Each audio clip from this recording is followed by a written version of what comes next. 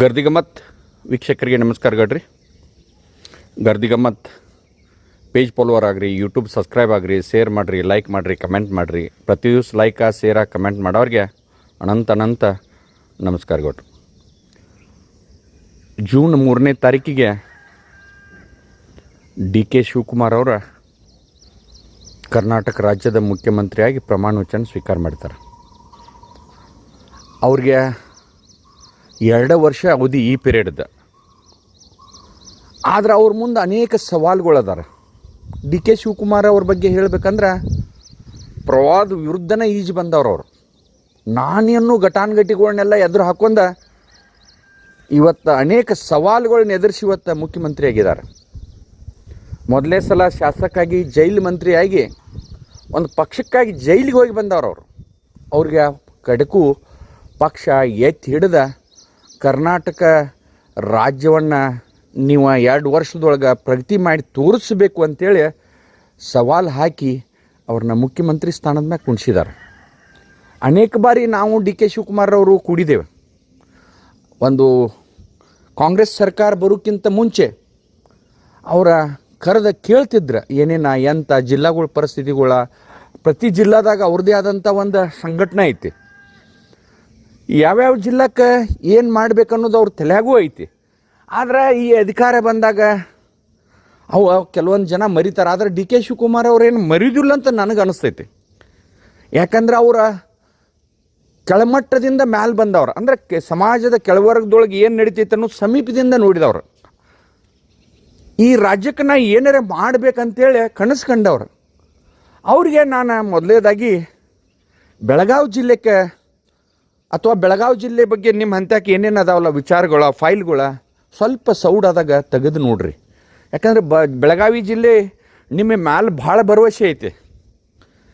ಒಂದು ಏನಾರೇ ಬದಲಾವಣೆ ಆಗಬಹುದಂತ ನಿರೀಕ್ಷೆ ಒಳಗೆ ಖುಷಿ ಒಳಗೆ ಅದಾರ ಮಂದಿ.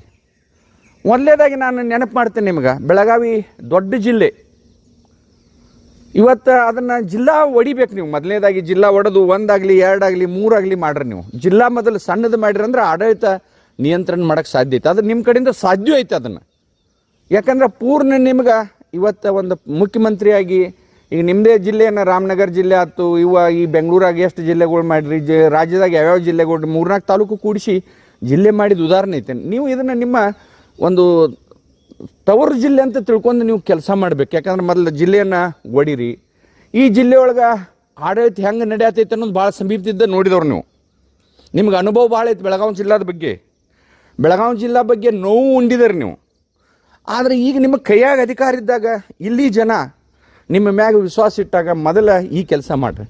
ಆಮೇಲೆ ಇಲ್ಲಿ 15-20 ವರ್ಷದಿಂದ ಒಂದು ಅಧಿಕಾರಿಗಳು ಏನು ಮಾಡತ್ತಾರೋ ಆಯಾ ಇಲಾಖೆಗಳನ್ನ ಗಟ್ಟಿಯಾಗಿ ಹಿಡ್ಕೊಂಡು ಕುಂತಾರೆ.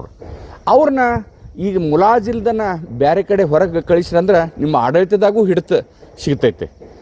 ಈ ಒಟ್ಟಾರೆ ಈ ಬೆಳಗಾವಿ ಜಿಲ್ಲೆಯೊಳಗೆ ಜನ ನೆಮ್ಮದಿಯಿಂದ ಇರಬೇಕಾದ್ರೆ ಈ ಕೆಲವು ಜನ ಅಧಿಕಾರಿ ವರ್ಗಗಳು ಆಯಾ ಇಲಾಖೆ ಒಳಗೆ ಯಾರ್ಯಾರು ಅದಾರಲ್ಲ ಅವ್ರಿಗೆ ಆ ಪೋಸ್ಟ್ ಎಲಿಜಿಬಿಲಿಟಿ ಇಲ್ಲಿಲ್ಲ ಅಂದರೂ ಅವ್ರು ತಂದು ಆ ಕುರ್ಚಿ ಮ್ಯಾಗ ಕುಂತಾರೆ. ಅವ್ರು ಅದೆಲ್ಲ ತಮಗೆ ಗೊತ್ತಿದ್ದದ್ದು ವಿಷಯ ಐತೆ, ಅದನ್ನು ಮಾಡಿರಿ. ಆನಂತರ ಇಲ್ಲಿ ಬೆಳಗಾವಿ ಜಿಲ್ಲೆದೊಳಗೆ ಅನೇಕ ನದಿಗಳು ಹರಿತಾವೆ.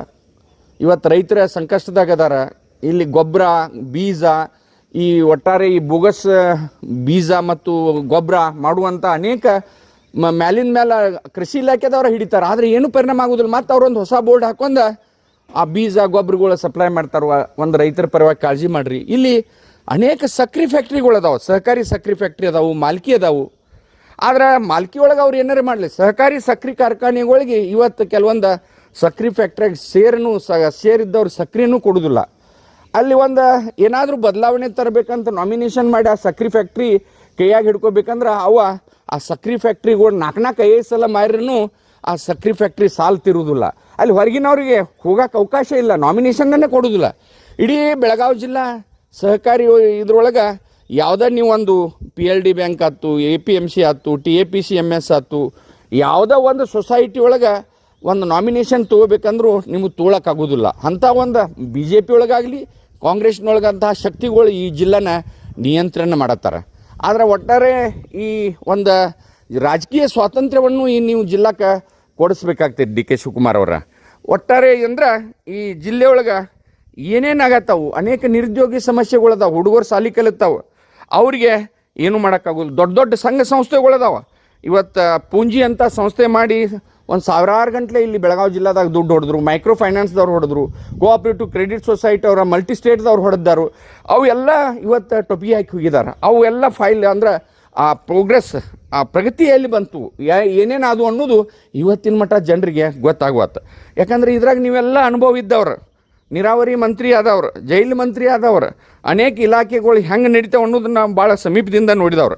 ಅದಕ್ಕೆ ಒಟ್ಟಾರೆ ತಾವು ಬೆಳಗಾವಿ ಜಿಲ್ಲೆ ಮೇಲೆ ಮಲತಾಯಿ ಧೋರಣೆ ಮಾಡ್ದನ. ಇಲ್ಲಿ ರಾಜಕೀಯ ಇಚ್ಛಾಶಕ್ತಿ ಇದ್ದವ್ರನ್ನ ಬೆಳೆಸಬೇಕು. ಈ ನಿಮ್ಮ ಪಕ್ಷಕ್ಕೆ ಇಲ್ಲಿ ಯಾವ್ಯಾವ ಕ್ಷೇತ್ರದಾಗ ಏನೇನಾಗತ್ತೈತಿ ನಿಮ್ಮೆಲ್ಲ ಟೇಬಲ್ ಮುಂದೆ ಅವು ಮಾಹಿತಿಗಳು ಅದಾವೆ. ಒಂದು ಸೌಡ್ ಮಾಡ್ಕೊಂಡು ಆ ಮಾಹಿತಿ ತೆಗೆದ ಈ ಬೆಳಗಾವಿ ಜಿಲ್ಲೆ ನಿಮ್ಮ ಸ್ವಂತ ತವರು ಜಿಲ್ಲೆ ಅಂತ ತಿಳಿದ ಇಲ್ಲಿ ಯಾರ್ಯಾರು ಏನೇನು ಮಾಡತ್ತಾರೋ, ಯಾವ ಅಧಿಕಾರಿಗಳು ಏನು ಮಾಡತ್ತಾರೋ, ರಾಜಕಾರಣಿಗಳು ಏನು ಮಾಡತ್ತಾರೋ ಅವ್ರಿಗೆ ಒಂದು ತಾವು ಕರೆದ ಈ ಬೆಳಗಾವಿ ಜಿಲ್ಲೆಯನ್ನು ತಮ್ಮ ಸ್ವಂತ ತವರು ಜಿಲ್ಲೆ ಅಂತ ತಿಳ್ಕೊಂಡು ಇದನ್ನು ಅಭಿವೃದ್ಧಿ ಮಾಡೋಕ್ಕೆ ಲಕ್ಷ ಕೊಡ್ಬೇಕು. ಯಾಕಂದ್ರೆ ದುಡ್ಡು ಇಲ್ಲ ಅನ್ನೋದು ನಮಗೆ ಗೊತ್ತೈತೆ. ಗ್ಯಾರಂಟಿ ಯೋಜನೆ ಒಳಗೆ ಈಗ ಸರ್ಕಾರಕ್ಕೆ ದುಡ್ಡು ಇಲ್ಲ ಅನ್ನೋದು ಪರಿಸ್ಥಿತಿ ಐತೆ. ಆದರೆ ನೀವು ಅದಕ್ಕಿಂತ ಹೆಚ್ಚು ಇಲ್ಲಿ ಏನು ಮಾಡಬೇಕಲ್ಲ, ಏನೇನು ಶಕ್ತಿಗಳು ಏನು ಮಾಡತ್ತವಲ್ಲ, ಆ ಒಂದು ಶಕ್ತಿಗಳಿಗೆ ಒಂದು ಪರ್ಯಾಯವಾಗಿ ಒಂದು ಶಕ್ತಿಯನ್ನು ತಾವು ತಯಾರು ಮಾಡಬೇಕು.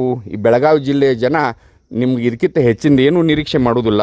ಇದನ್ನು ಭಾಳ ಲಕ್ಷ ಕೊಟ್ಟು ಕೇಳ್ರಿ. ಸಾಧ್ಯ ಆತಂದ್ರೆ ತಾವು ಕರೆದ್ರೆ ಬಂದ ನಾವೆಲ್ಲ ಇದ್ರ ಬಗ್ಗೆ ಮಾಹಿತಿ ಕೊಡ್ತೇವೆ. ನಮಸ್ಕಾರ.